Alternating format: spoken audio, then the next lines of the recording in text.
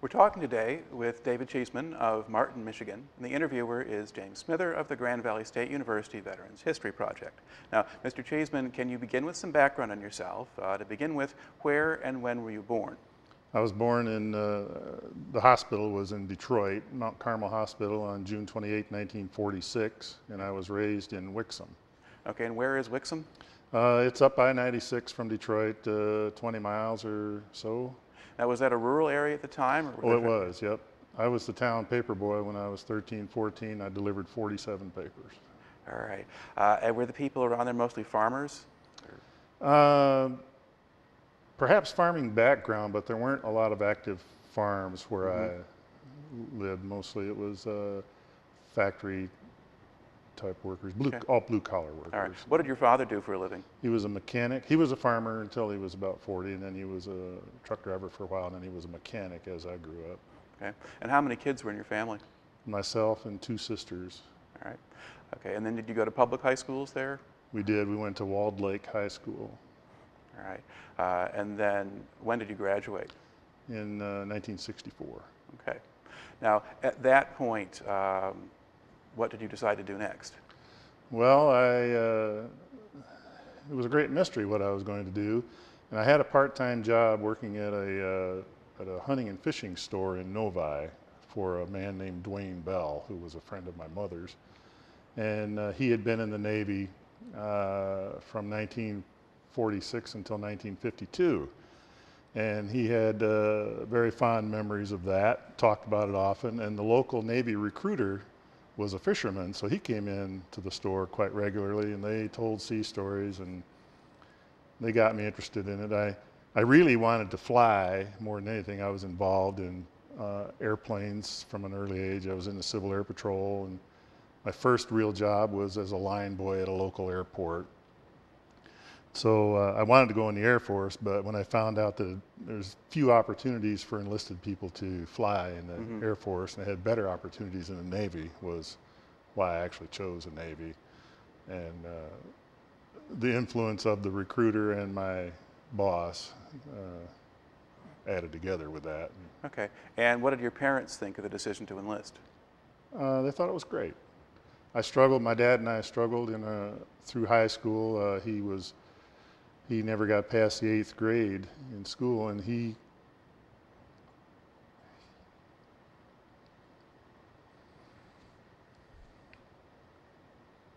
sorry. That's okay. You were looking, I guess you had to consider where you would go. So you weren't really in a position where college was a practical option or anything like that. He would have killed somebody to get me in college, but I just didn't want it. Okay. So I went in the Navy. And, All right. He was all supportive. Okay. So you enlist, then what do they do with you after you sign up? Well, they put me on a train out of Detroit and got to Chicago at 3 o'clock in the morning or whatever it was, and people started hollering at me. All right. And they hollered at me for about 16 weeks. All right. Now, were you at Great Lakes for that? Yes. Okay. Now, about how many guys were training alongside you? Were you in a kind of a company or some kind of group? Company 507. I think there was about 65 or 70 of us. And were you mostly out of the Midwest? Or Well, there was a group from the Midwest and a group from, seemed to be a lot of guys from New York, and a few what we call ridge runners from the Virginia area, but mostly the Midwest and New York it seemed to be. All right. Now, you've gone in 1964, so do you have much expectation that you might get caught up in a shooting war someplace or anything like that? No. I know that the Vietnam conflict started before that, but I wasn't aware of it. Had no clue. In fact, while I was in boot camp, one night we were perhaps halfway through, and a lieutenant commander came into the barracks one night and had us all gather around and told us that the U.S. had just started bombing North Vietnam. We didn't even know what that was, you know.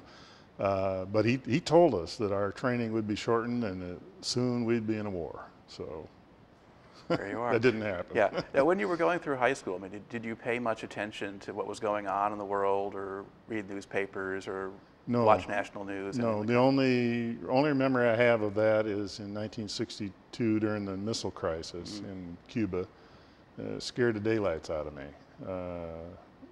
But other than that, I was 17 and had more interesting things to think Had about. plenty else to think about instead. Yeah. Sure. All right. And really, I mean, the Americans don't get heavily involved in Vietnam militarily until '65. They're there as advisors before that. So when you go in, and I think the Tonkin Gulf incident is probably what sparked having the lieutenant commander come in. Yeah. So the point you came in, it was just, okay, this was really just kind of a career move for you in a way, or the next step in your life was to go into the Navy for a while. And now maybe potentially there's something else going on. All right. Now, so did they then shorten your training, or did you actually No. finish the whole thing? No, we finished our training, and I was selected to be an aviation anti-submarine warfare technician. Okay. Now, before we go there, let's cover a little bit. What did they actually make you do in boot camp? Well, a lot of marching, fooling around with a rifle, not shooting it very much, just 16 count manual, 96 count manual, just a lot of discipline. Washing clothes, and in the Navy they use what they call clothes stops. So you wash a shirt and you tie this little rope onto the two corners of the shirt, and then you tie the rope to the clothesline, and it has to be 3 wraps this way and 3 wraps this way and a square knot on top. And so that was just part of the discipline. They would go out and check that every night you had to have a shirt, pair of pants, pair of socks, undershirt, and skivvies hanging on the line with clothes stops tied perfect. And so it just, in the meantime, they're teaching you military discipline and the structure of the Navy, who is who and why they are who they are, and basic firefighting skills. They put us in a room full of tear gas, and When they put you in the room full of tear gas, did you have gas masks, or was it just to show you what it was like to get gassed? well, you get to start out with a gas mask, Okay. and then you get to remove it. And it was wintertime, and we were wearing, the Navy has those big wool pea coats, and so we were in there. Once you remove the gas mask, they make sure you're in there long enough that you can't hold your breath. So that's a terrible experience. It's really bad. And then after that was over with, we had classrooms in the afternoon. Well, our wool pea coats had absorbed that gas. So all afternoon, it was pretty miserable. All right. Now, how easy or hard was it for you to adjust to military discipline? I had no difficulty at all. In fact, I marveled as I was going through training at how difficult it was for some guys. And I couldn't understand it. I thought it was very simple. Do what they tell you. It's not too bad. Did it make a difference what part of the country you were from? Did the New Yorkers have more trouble than the Midwesterners? That might have been the case. More likely to argue with somebody. It might have been. It's a lot of those guys seem to be streetwise and scheming, always scheming to beat the system instead of just. It would just been so much easier to just join the system, and use all that brain power on what you're supposed to be learning. Okay. Now, at this stage, did they wash many people out, or have some people go back and start over, or did you pretty much all just go through? There was a few people washed out for, in fact, for lack of ability to read coherently. And I was given a collateral job in the boot camp company of being what they called the education petty officer. So in the evenings, I would work with these guys trying to teach them to read. Well, I could read, but I didn't know how to teach. So I didn't have much success there. And not being able to swim washed out probably more than anybody. They would get set back into a remedial swimming class, and once they had passed that, then they would go into another company and resume their training. All right. Now, you said this last 16 weeks. So when then did you finish that? Is it still 64? Have you made it to 65 It was in now? January of '65. Okay. And once you complete that, then what's your next step? Well, as I mentioned, they designated me as an aviation anti-submarine warfare technician, and the school for that was in Memphis, Tennessee. And the day that I graduated from boot camp, they marched us into what they called a drill hall. Mm-hmm. It's an enormous indoor building. They drove buses right in there. We got on the buses. They took us to Chicago Airport, put us on a plane, and flew us to a Memphis airport. Took us off the plane and took us to the barracks. So it was a straight shot. So nobody got to go home in between? No, actually, the reason for that was we had been there over Christmas, and we were authorized a Christmas leave during training. Okay. About a week. You'd had that break then Yes. already. Okay. So now you go down to Memphis. Now, what kind of camp or base were you at down there? Well, it's called Naval Air Station, Memphis, Tennessee. Mm-hmm. It's in Millington, Tennessee. It's the world's largest inland Navy base. And they taught all of the aviation trades there, the mechanics and the electricians and the aviation electricians, and the electronics technicians. Right. Okay, so for anti-submarine warfare, what specific kind of training were you getting for that? Just electronics. It's the same thing as an aviation electronics technician, but with a specialty in the ASW equipment. Mm-hmm. So it was 9 months of electronics. And in those days, that was tubes. Okay, so the expectation for you was that you would repair and maintain equipment rather than operate it? Well, there was both avenues open. You could go either way. But the training there was all designed towards general electronic knowledge. Mm-hmm. You're taught later on about specific equipments that you might work on. Okay.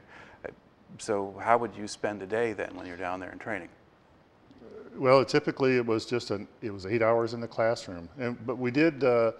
They would teach us super heterodyne radio, and then we'd go in the lab and build a super heterodyne radio and make it work. And then they would have a week of troubleshooting where they would put specific troubles in there, and you'd have to find out what it was. Mm-hmm. And it was quite complete training. Then in the evenings, when you got back to the barracks, there was normally homework assignments, and there was watches to stand, fire watches, and weekend inspections. And did you get some opportunities to go off the base or get yes. time off?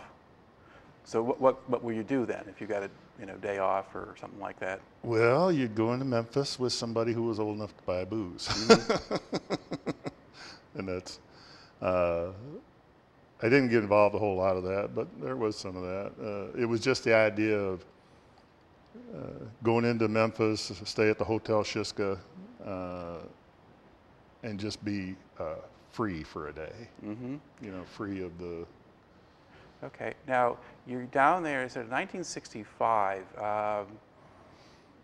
To what extent had Memphis or that area, as far as you could tell, desegregated, or was it still pretty much the way it had been for? Yes, well, they were. That's an interesting point because it was still segregation. I think the 1964, I believe they passed the Civil Rights Act. Civil Rights Act, but those people hadn't taken to it yet necessarily. It was. You wouldn't see any overt signs, but people in their hearts were segregated. Okay. Now, did you have black servicemen training along with you? Very few in aviation, and in fact, all of the black servicemen in our boot camp company all failed the swimming quals. Every one of them. Mm-hmm. I think they had 8 guys with us, and they all were held back because they couldn't swim. I don't know why, but when we got to Memphis, there were very few blacks in training with us. Mm-hmm.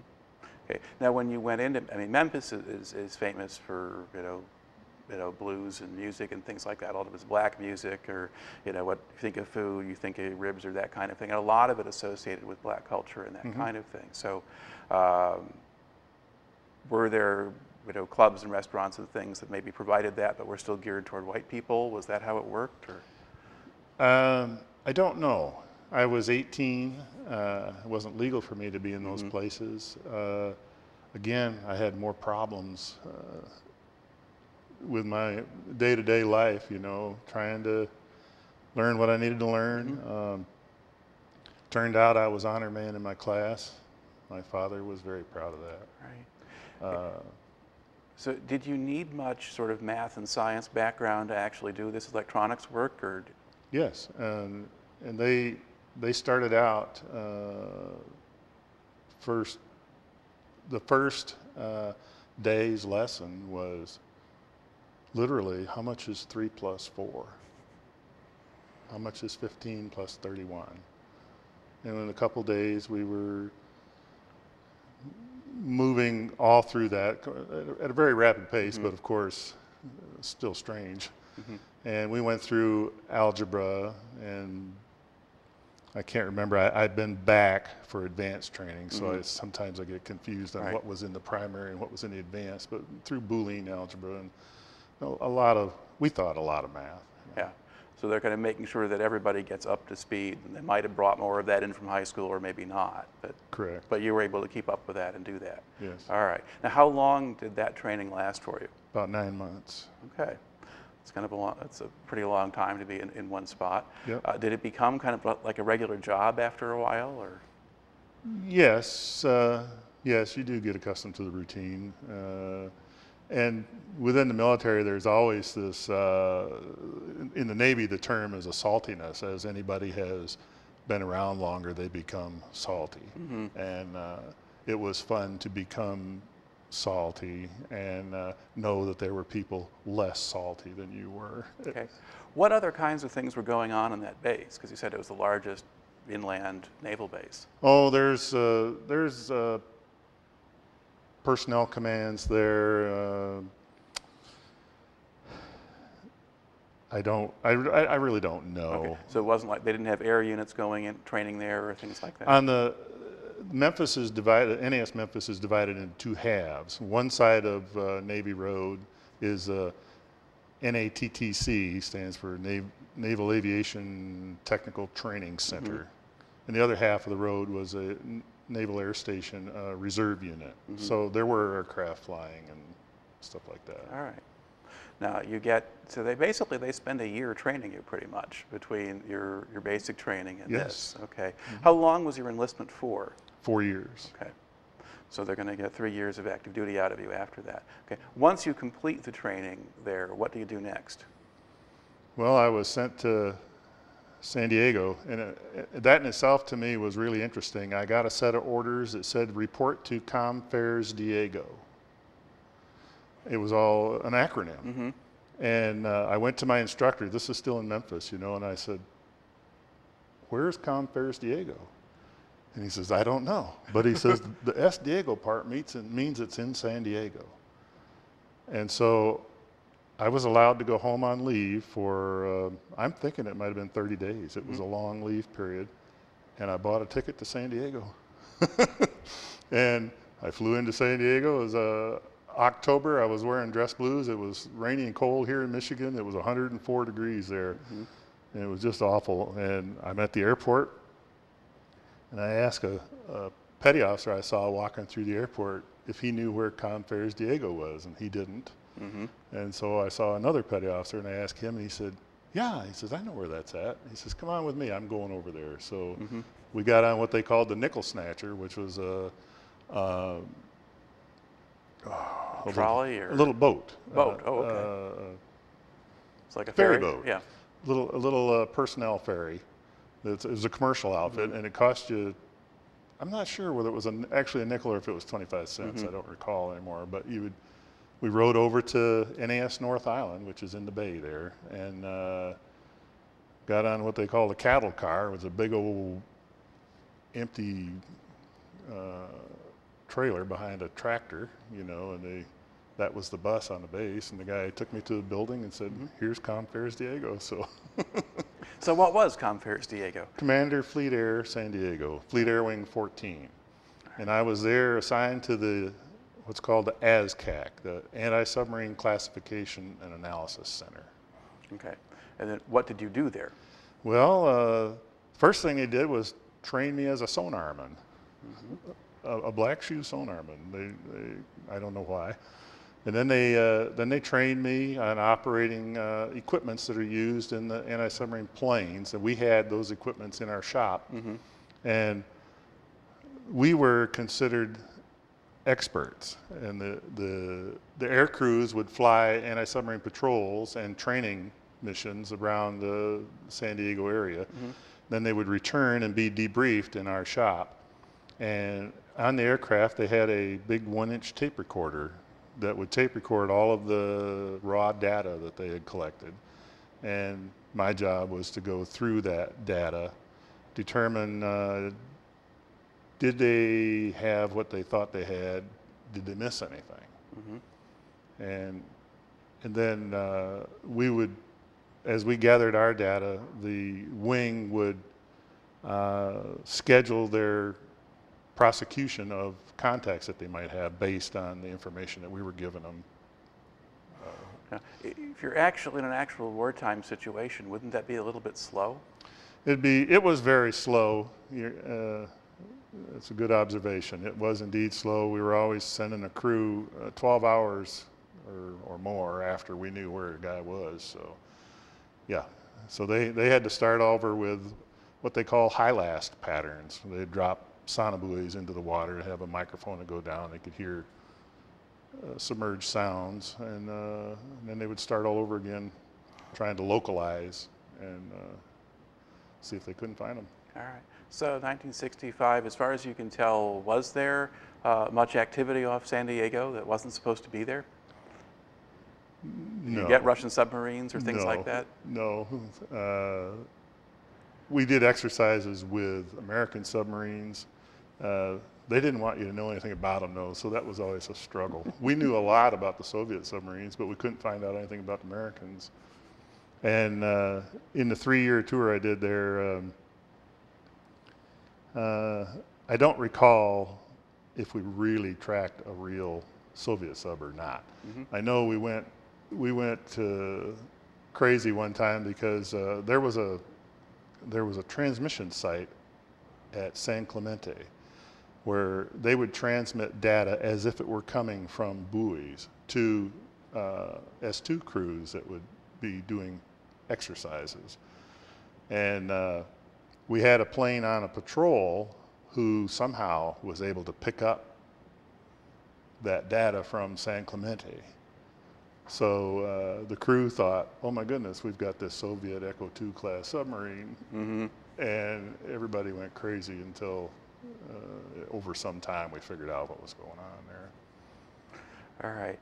You spend, what kind of just physical accommodations did you have on this? Did you live on the base? Yeah, I lived on the base in a 2-story barracks that had a real Spanish feel to it. I was up on the 2nd story, and it was real interesting. We had, the fire escape was a rope tied outside a window. And the windows had no screens or anything. They just opened out like shutters. And there were ropes out there that if the barracks caught fire, you could shinny down the rope. So we had a guy come in from Liberty one night and wanted to get out of the barracks quick, and he grabbed the end of the rope and jumped out the window. Well, the rope was longer than the distance between the window and the ground. Oh. So he broke both his legs. All right. Now, did you get much opportunity to go into town and Yes. that sort of thing? Into San Diego, Tijuana, real regular. It's pretty exciting stuff for an 18-year-old, you know. Got introduced to a lot of things on that tour that, I don't know, just a lot of things. All right. Now, over the course of that time, you're there now in a period when the Vietnam War itself is heating up. You're going 65 to 68. That's when it escalates. Did the mood or the atmosphere in the base where you were, did that change at all, or did things stay pretty much the same because you were so far away from it? Well, it was part of everyday life. The crew, the squadrons that were assigned to Fleet Airwing 14 did deployments to the Western Pacific, to the war zone. So every 6 months there was squadrons leaving, squadrons coming back from the war zone. Both P-5M squadrons and S-2s that were on the carriers. P-5s were seaplanes. All right. So did you try to keep up with information on what was going on there, or do you just really stay more focused on your own area? I tried to. In fact, the Navy came out and asked for, they needed volunteers to go into swift boats. And I actually signed up to volunteer for that. They didn't select me. I assumed it was because I was an aviation technical rating, but I later met a guy who was the same rate I was who did serve with them. So I don't know why they didn't pick me, but they didn't. All right. It's also a period of time when you have a lot of anti-war and by extension anti-military sentiment picking up, and you're in California where a lot of that happened. Was San Diego a place that was more supportive to the military because the Navy was so big there? Or? It was a real dichotomy there in San Diego because an enormous portion of the population was in fact really pro-military, and they would just treat you. I mean, I've been taken in by a complete stranger and given a meal in their home. It was wonderful, really, but there was certainly a large faction of younger people who we had run-ins with on a regular basis. And can you describe a little bit about what kinds of things would happen or what sorts of things they do? Well, you're going to the beach where is typically what you'd run into, and it was pretty easy to tell who we were and who they were just by our haircuts, you know. So it would start out with just hollering insults back and forth, and from time to time that led to more than verbal insults. All right. Did you have opinions yourself about the Vietnam War at that point, or? Yes.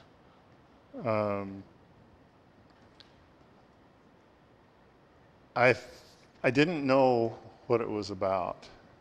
I didn't know much, but I knew that it was something that my government thought we should be doing, and I wanted to support my country. It's in the job description. Yes, absolutely. It's in the oath. So, and I felt very strongly that way, that I'm a third-class petty officer. What do I know?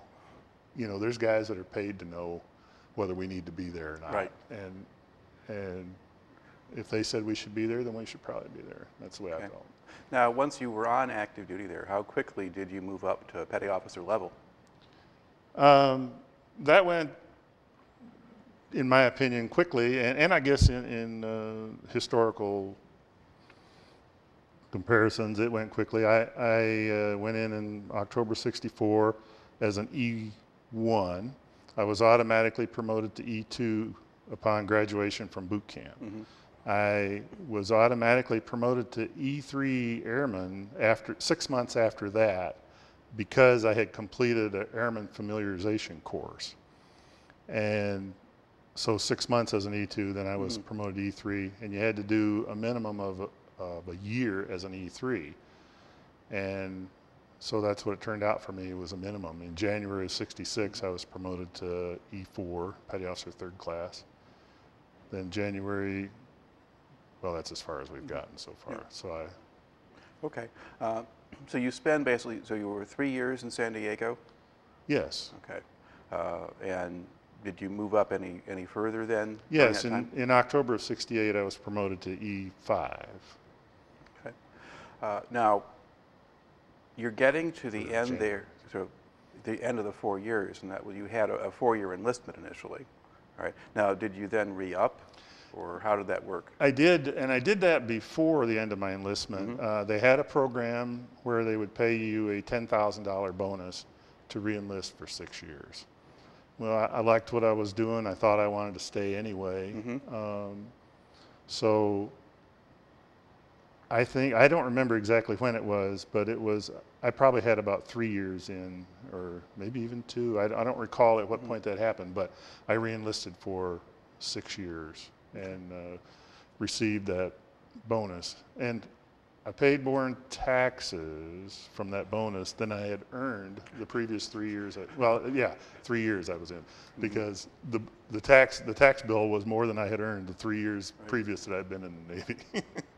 Yeah, well, $10,000 was a lot of money at that point. It was. Okay. All right. So now you've done that. So you've gone through 4 years, but you're now already signed up for more beyond that. Yes. After completing a tour in San Diego, what do you do next? I applied for and was selected for advanced electronics school back in Memphis. And so in October of '68, I went back to further training. The training was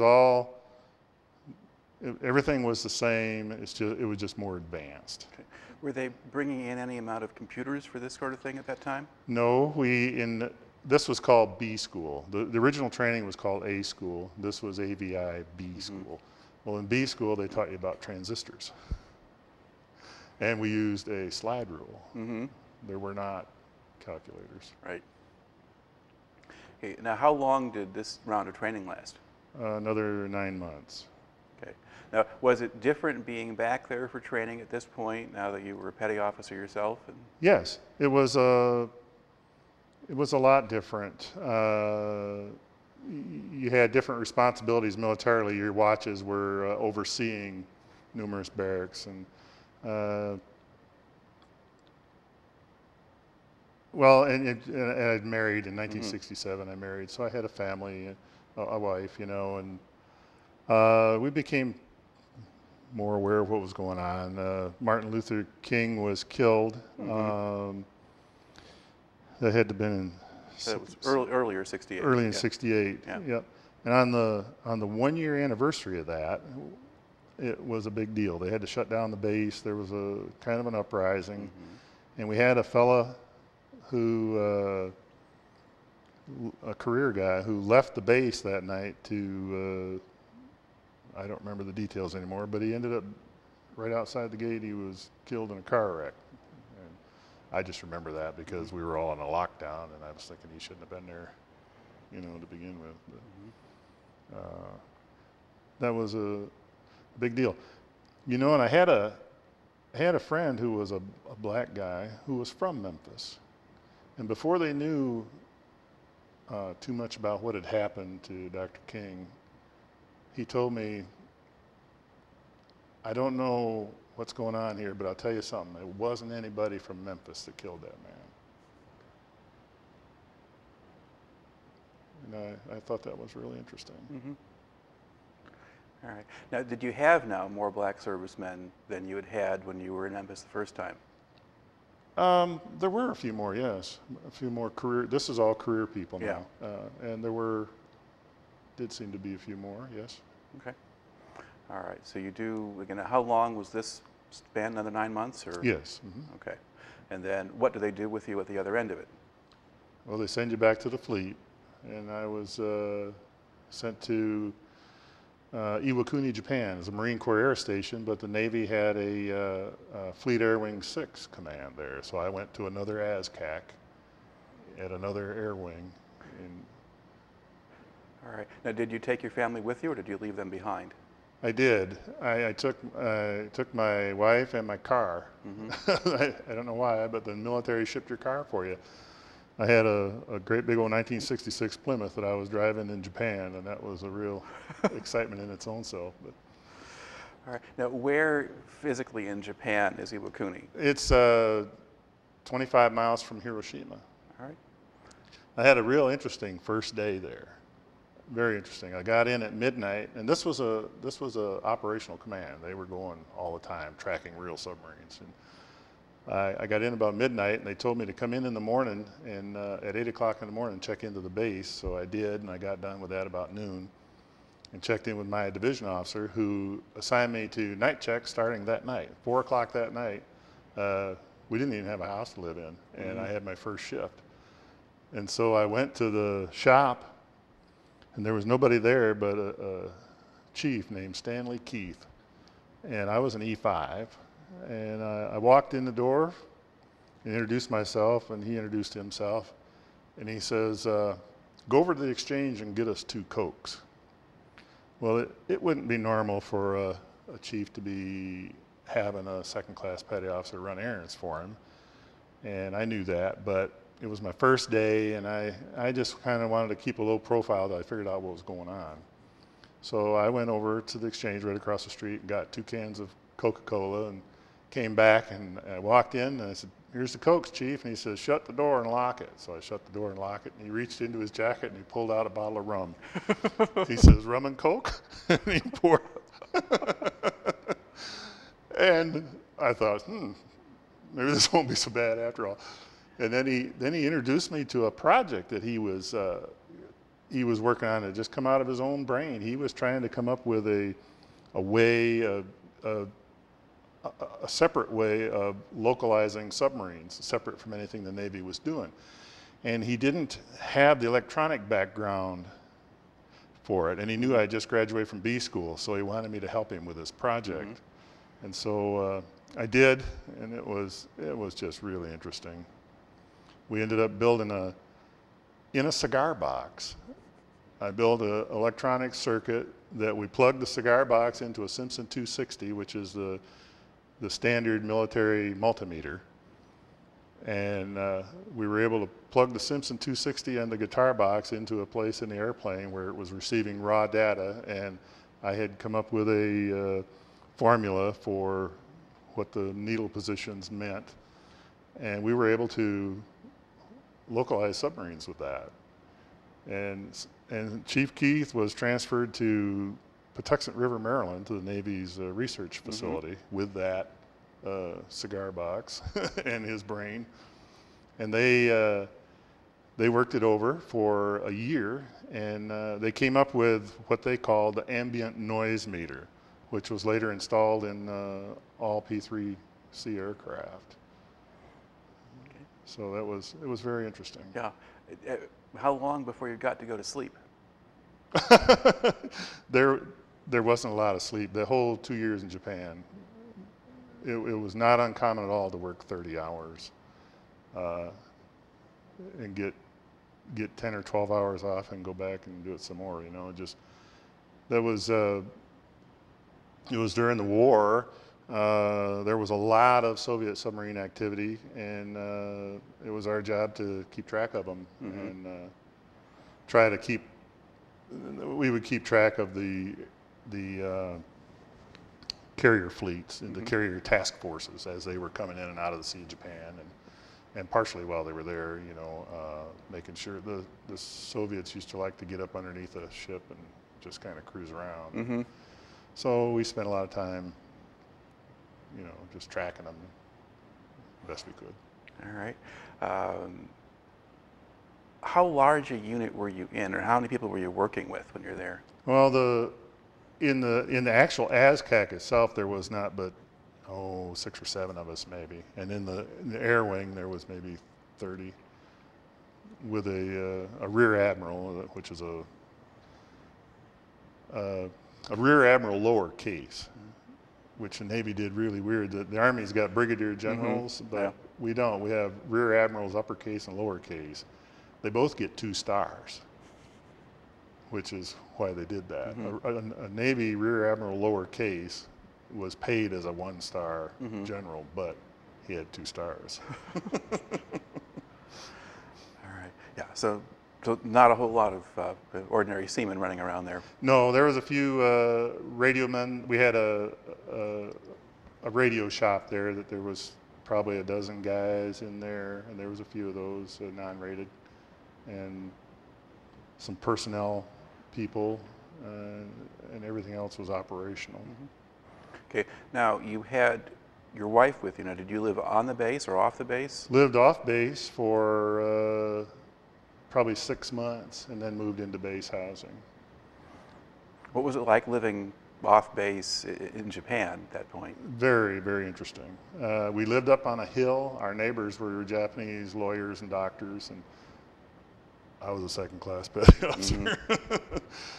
We lived in a house that had been built as far as the builders were concerned, it had been built for Western style life.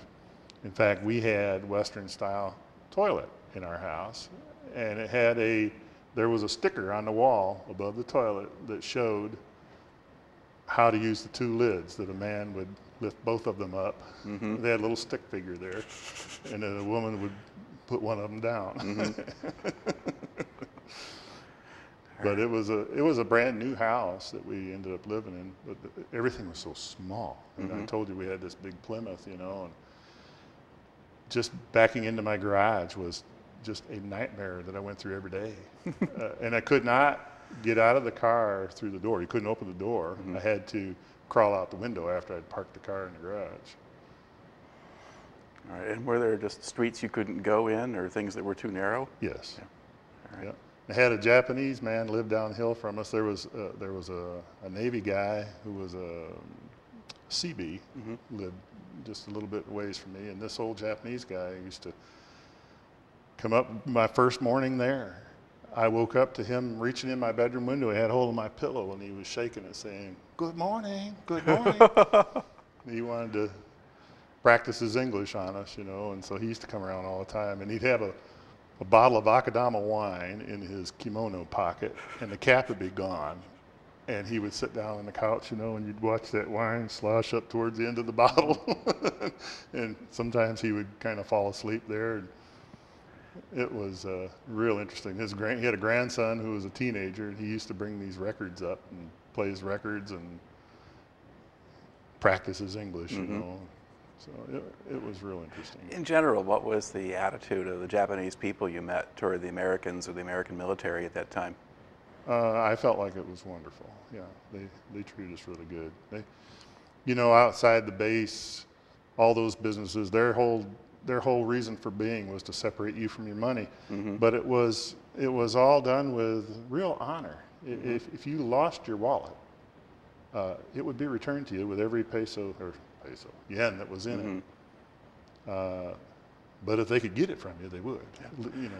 So it's not an area that had a lot of anti-war or anti-American sentiment in it, because there were some places in Japan by this time where that was going on. Well, every August 6th and August 9th, we would in fact see, we were only like 25 or 30 miles from Hiroshima, so we did have demonstrations, but they were peaceful, and nobody was ever hurt. No property was ever damaged that I know of, but they would have demonstrations. And the demonstrations would have been as much about nuclear weapons as Vietnam or anything like that? Or? Well, it was about 1945. Yeah. Yeah. All right. Now, how long did you spend in Japan? 26 months. I would have rotated in August of 71, but we had adopted a Japanese baby while we were there, and Japanese adoptions are never final. Well, when she was about 6 months old, her mother wanted her back. So they held a trial in our living room with a judge and the birth mother and us and an interpreter. And at the end of the trial, we were awarded custody of her, so I immediately made plans to ship my daughter and my wife out of the country. All right. Now, are there other particular incidents or events that happened while you were in Japan that kind of stand out in your memory?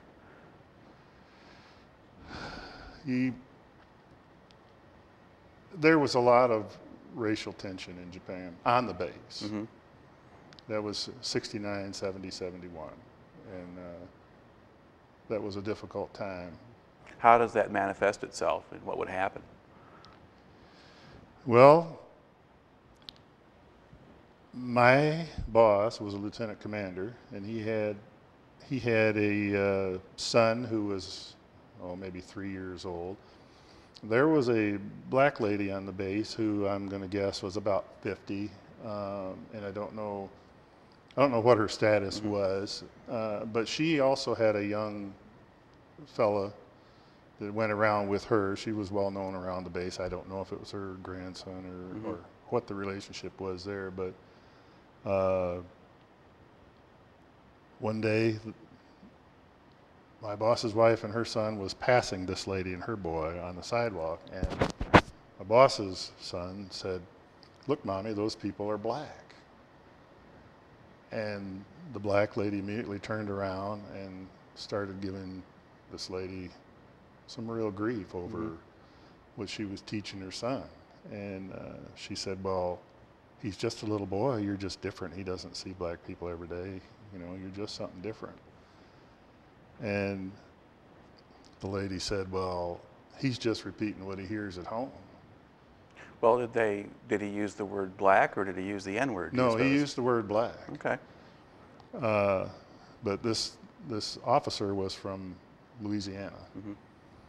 And when the black lady said he's just repeating what he hears at home, my boss's wife said, "He didn't do that. If he'd have done that, he'd have called you a niggard." Oh. And that started an enormous ruckus. Broken windows, flat tires, and a lot of strife, as you might expect, you know. But that was just a time, and I think all of America, it was just a part of it. You know, we're all Americans. And To what extent did that affect the actual operation of the base or the performing of military duties? well, I would say in our environment, there was probably no impact. It might be different if you were in more extreme circumstances, but I know that in the work environment, I never encountered any issues that ever affected what we were doing that were based on race. It was all off-duty stuff. How would you characterize morale in the units you were serving in? Well, you know,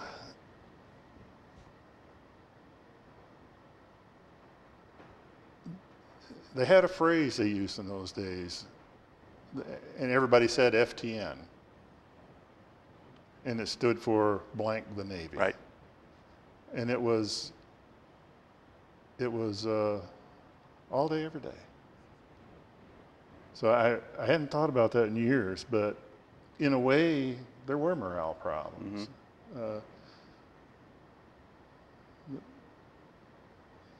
In a lot of ways, maybe. I never thought about it too much because I didn't ever feel that way. I always liked what I was doing. And I didn't understand guys that were bitching about being, you know, we both signed a contract, us and the government, and they're upholding their half of it, and so why shouldn't I uphold mine, you know? So I never really understood those guys that were just grumbling all the time. But there was a lot of it then that went away as time went on. All right.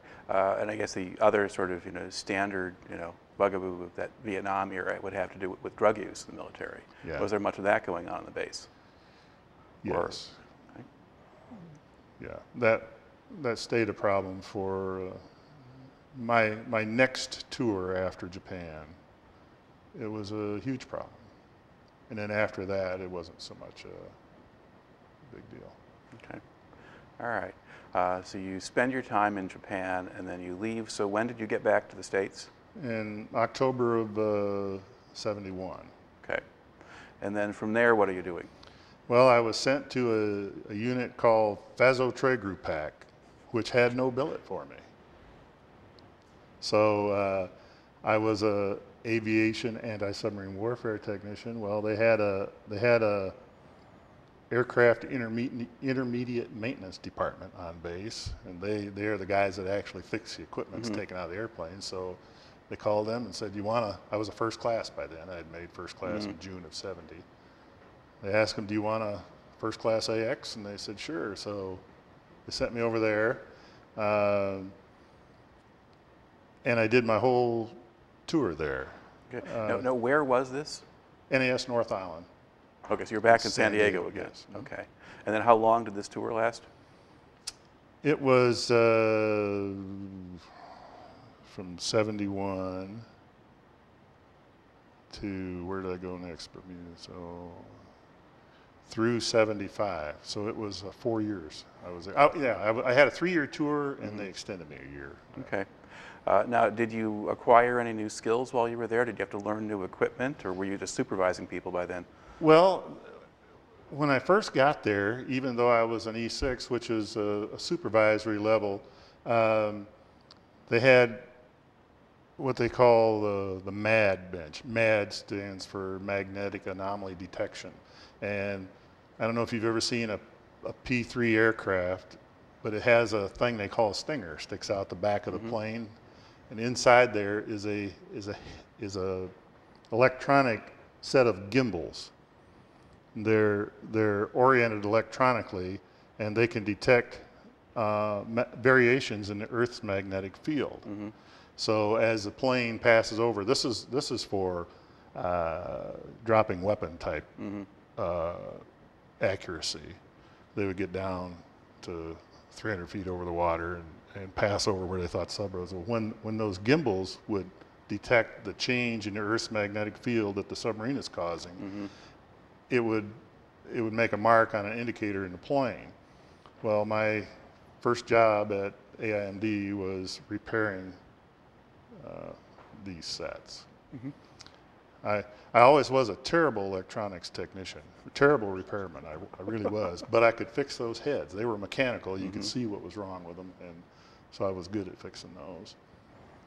So I started out on a bench. There was 4 or 5 of us that worked there, I guess, in a shop of 45 maybe.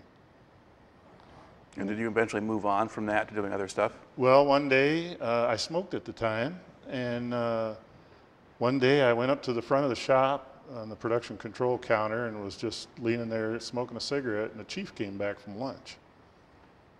And he said to me, "The shop's pretty empty. Where is everybody?" I said, "Well, I don't know, Chief, but I'll see what I can find out." So I went and found out where everybody was, went back and told him, and he says, "You're the new supervisor." And so for the next 3.5 years or whatever it was, we transitioned to a different airplane during that time, but I became the supervisor of the shop that worked on the communications, navigation equipment, as well as ASW equipment. All right. Now, when you're back, you're back in San Diego again. The atmosphere here is different from what it was in Japan, at least in terms of having to worry about enemy activity. Was it kind of back to more like what it was before, when you were in San Diego before, or was the climate now different just because it was mid-70s? Well, it was different. You know, those movements in the early 70s changed everybody, you know. When I got to this shop, like I said, there's about 45 guys there. Well, probably half of them were draft dodgers. They were still left over from when they eliminated the draft.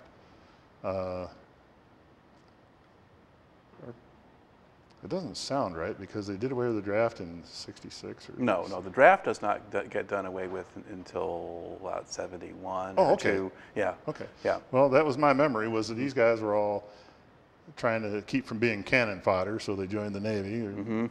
Bright enough to qualify for the training, but it was like trying to supervise mice.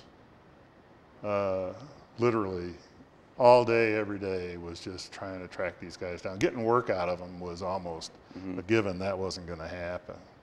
It was just finding them. Yeah. So was there much you could do about that? I mean, does the work get done eventually, or? Yes, we were able to keep production up because there was enough guys that cared, you know. But one day, this was an old facility we were in, and one day we had an admiral coming through who wanted to see the old facility because they were trying to get him to authorize a new one. And these benches that we had big sliding doors on the front of them, and I was showing him our benches, and I grabbed the sliding door and pulled it open. There's a guy in there sleeping. And so you go drag them out of their cars, and a lot of them were abusing drugs. Okay. Yeah, I was wondering if that was sort of the case. I mean, a lot of your drug problem was with those guys who didn't want to be there in the first place. Typically, yes. All right. Now, were they starting to bring more women in at this point as well? Yes. Right around, I'm going to say maybe it was 1971. I'm thinking it was 72 though. They opened up the naval aviation ratings to women. So we started getting a few women who hadn't been there before as electronics technicians and different things. It was a real learning curve for all of us, including the women. And from time to time, they would say, well, I want to be a hydraulic technician. So they'd send them to a hydraulic shop, and they find out that's really dirty, nasty work. Well, I don't want to be a hydraulics technician. I want to be a jet mechanic. Well, they get to the jet shop, and oh my goodness, this is dirty, nasty work. So mostly they would end up on the sitting in front of a telephone answering the phone when it rang in the shop. And if you were trying to deal with one of those shops, you would get a girl who had no clue what she was talking about or what anybody else was talking about. She was just trying to find her place in life and hadn't found it yet, you know, and the Navy hadn't helped them very much. And it was a struggle. And as a supervisor, were you kind of responsible for making assignments or just seeing that people did their jobs, or? Well, yes, I typically people were assigned to a specific bench, and so they knew that all the equipments that were repaired on that bench were their job to do. So, in terms of assigning what shift they were going to be on and what benches were going to be covered, not the individual specific jobs that they did, and I'm one of the guys that really struggled with incorporating the women. Now, how did that play out for you over time?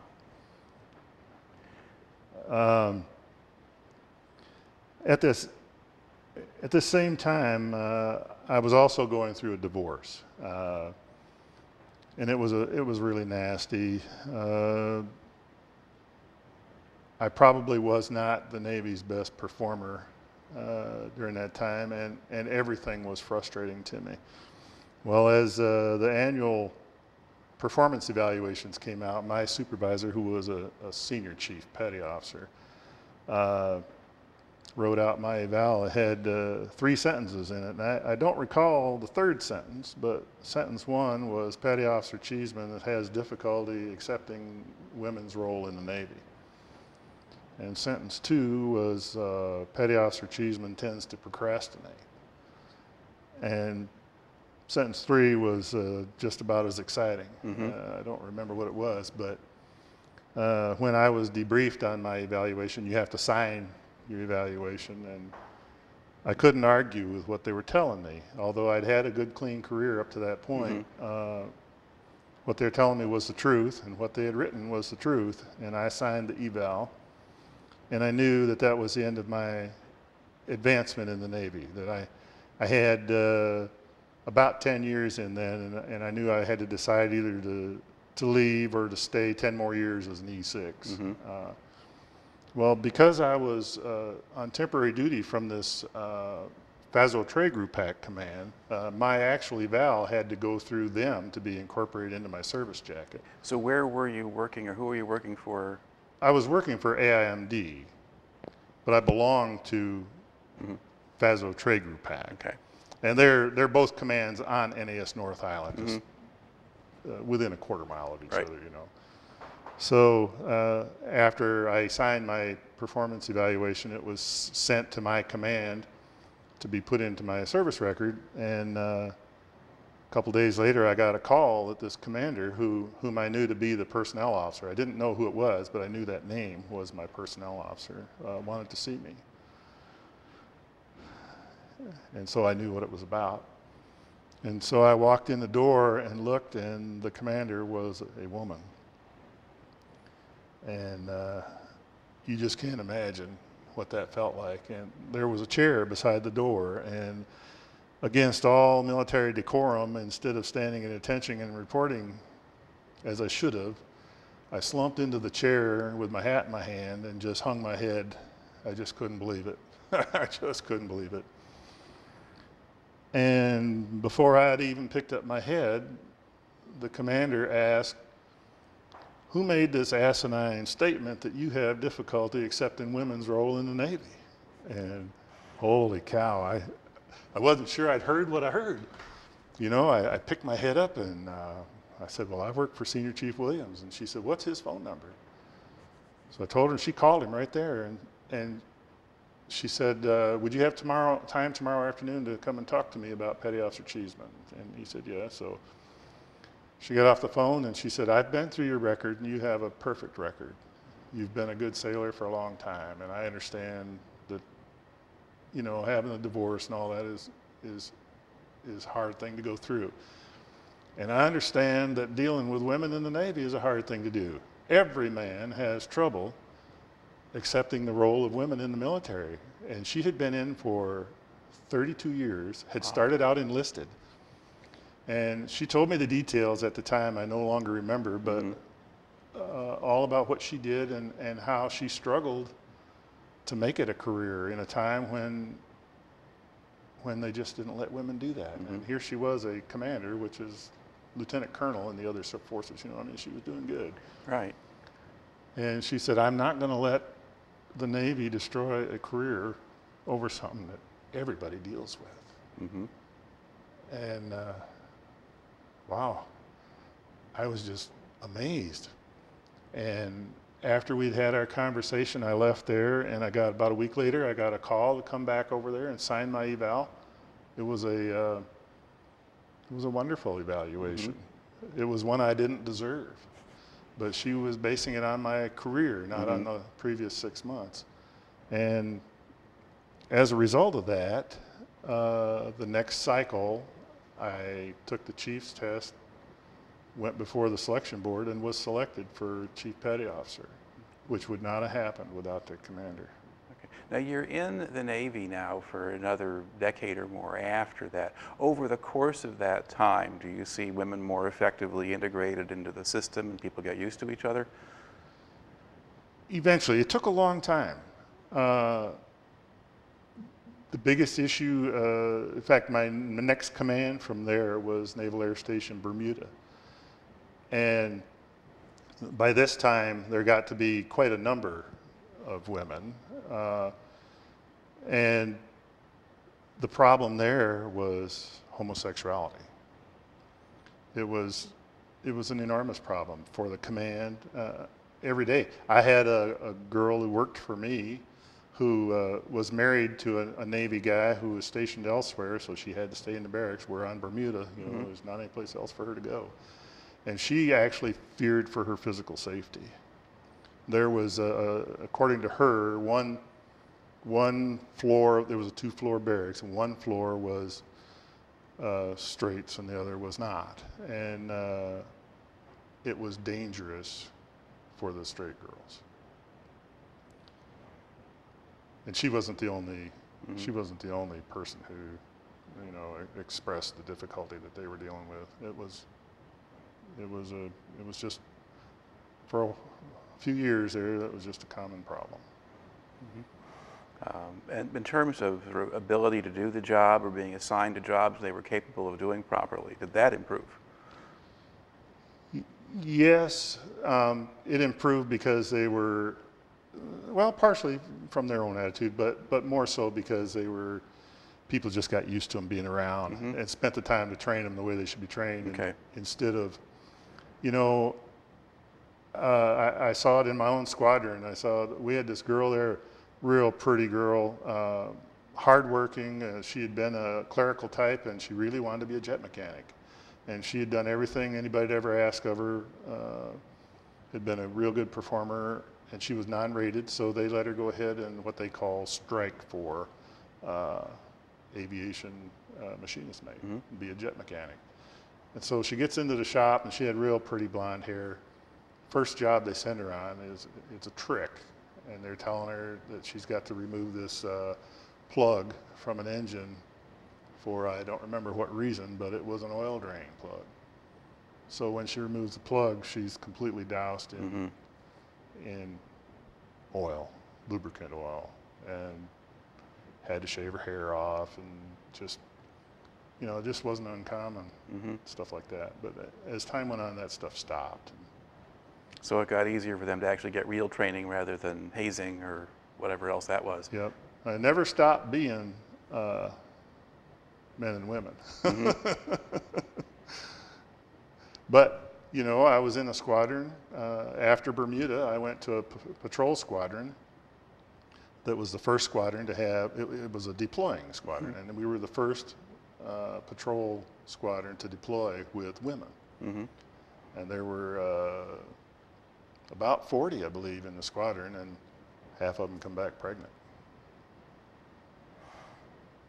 When you say a deploying squadron, where do they deploy to someplace? Yes, we were home ported in Brunswick, Maine, and we deployed I did one deployment to Spain for 6 months, and then one to Iceland for 6 months. Okay. Now you're getting to see a fair amount of the world at this point. I mean, were there some positive aspects to living in Bermuda? I mean, you gave me the negative so far. Well, yeah. For probably 9 months out of the year, it was a beautiful place to be. It's hard to be there for a 3-year tour. There's only 21 square miles of land. One of our most common routines, my current wife and I did, was we had a little 100cc motorcycle, and after breakfast we'd get on a motorcycle and ride the perimeter of Bermuda and be back home for lunch. Yep. So that wore on you. Got old after a while. It did.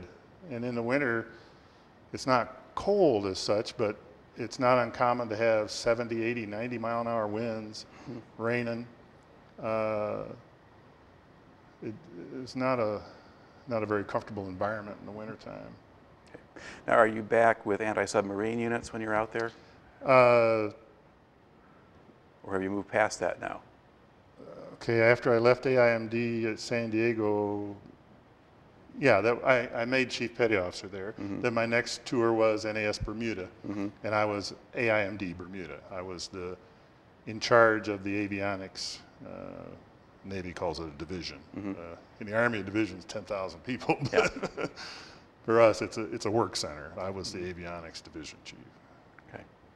All right. And then are you doing similar when you were with your squadron? What kind of aircraft were you with?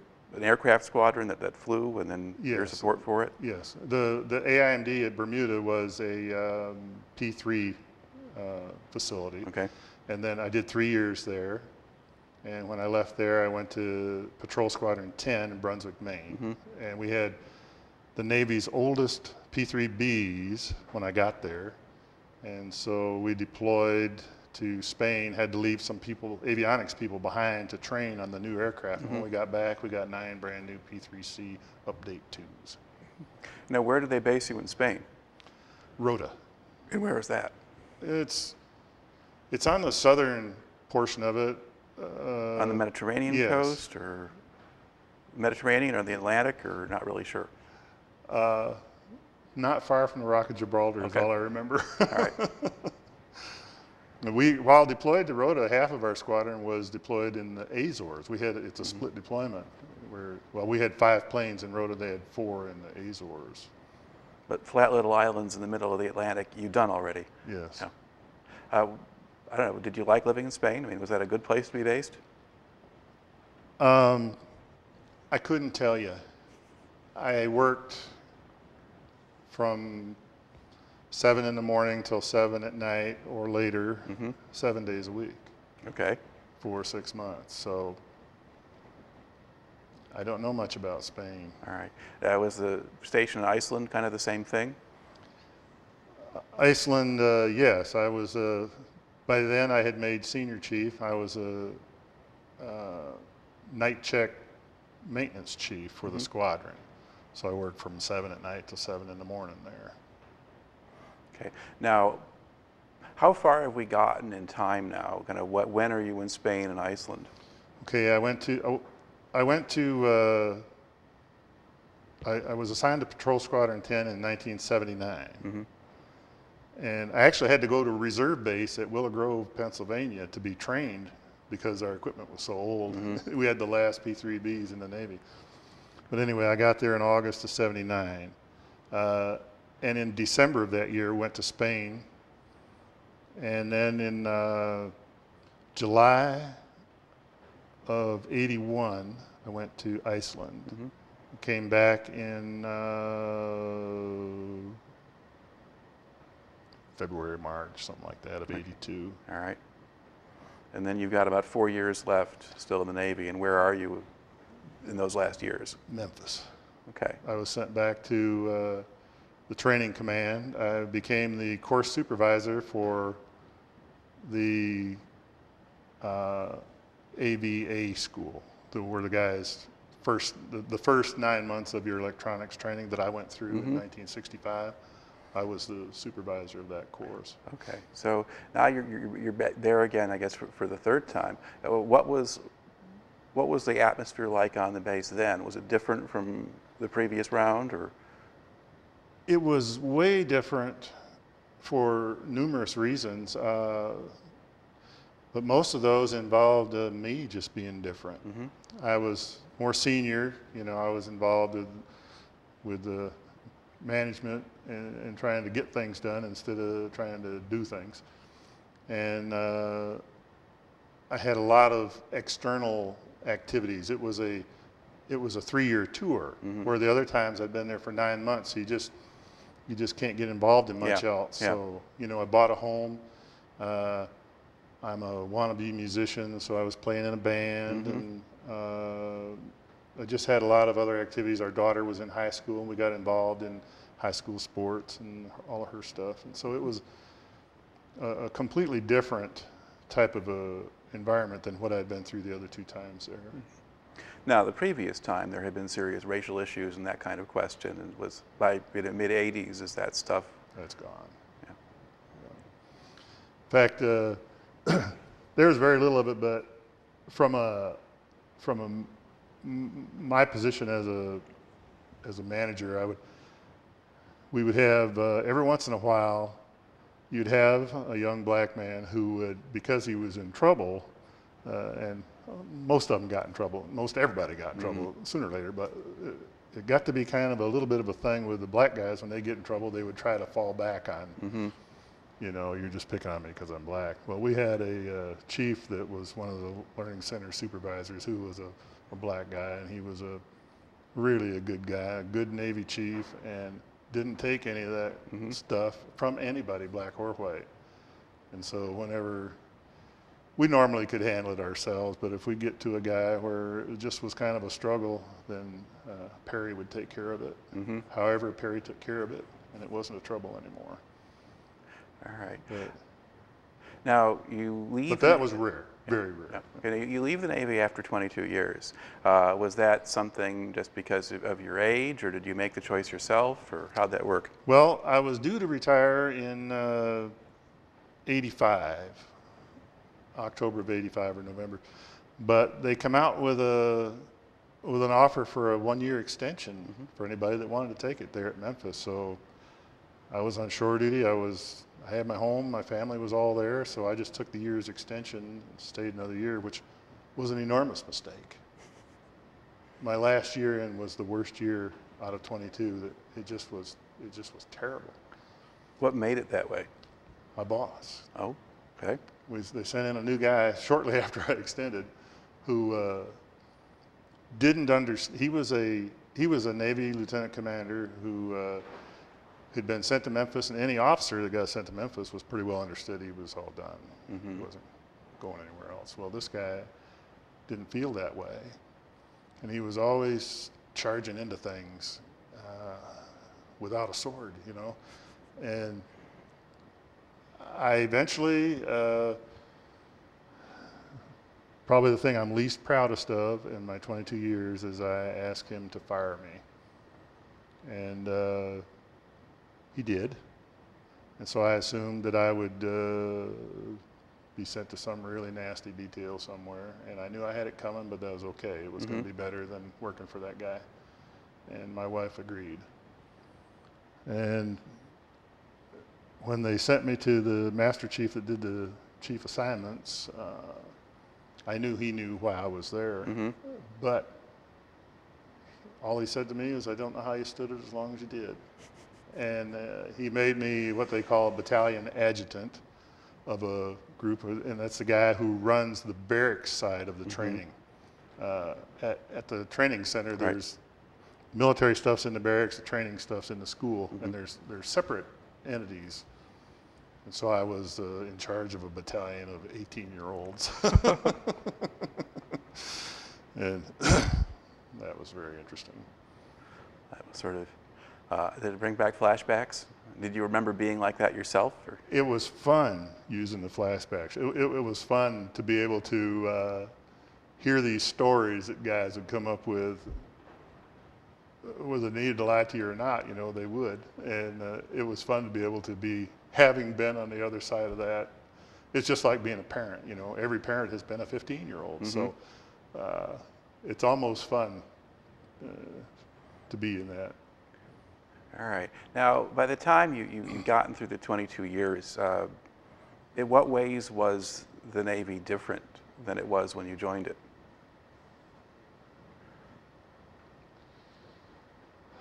Well, the things that we've talked about already were the biggest differences.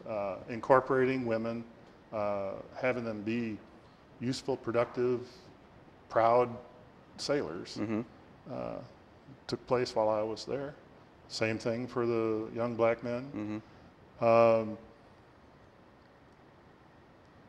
We thought at the time that the female influence still was just making things too soft.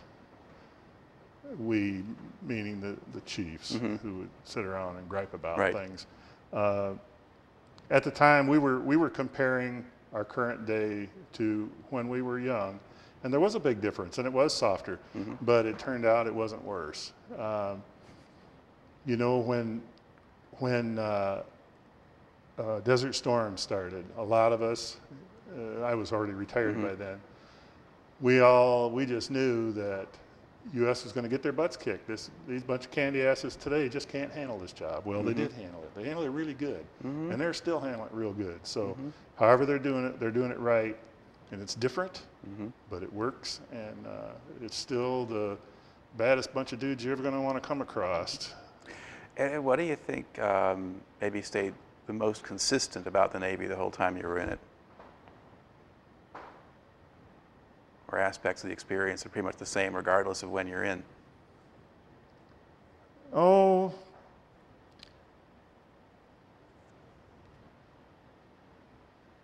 geez. I guess it would be the respect that particularly I was real fortunate. I always wondered before I was promoted to chief, the other services, I don't know if they have a demarcation line so abrupt as the Navy does, where once you make a chief petty officer, you change the uniform that you're wearing. Everything about your life changes.